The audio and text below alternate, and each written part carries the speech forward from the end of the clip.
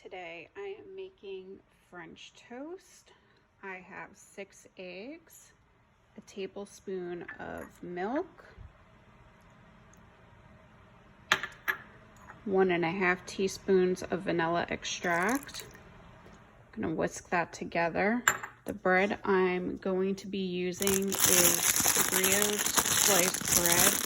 This is the best bread ever to make French toast. You could also use challah bread, but I actually prefer this bread. Aldi seems to have it a lot. So whisk this together. You could use a fork as well.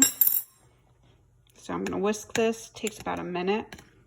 It's hard to film and whisk at the same time. It's actually 2 tablespoons of milk.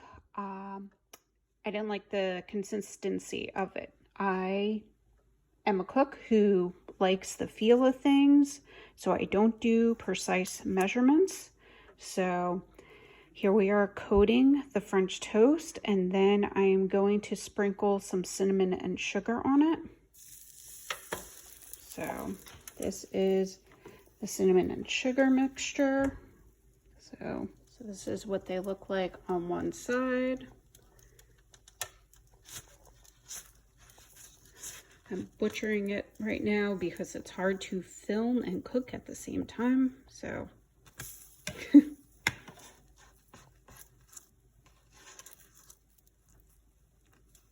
Juggling 2 things at once. I'm cooking them at 325, about 4 to 5 minutes on each side. It's a little bit more slowly of a cook because it is a thicker bread. End result of French toast. Serve with syrup or strawberries and whipped cream.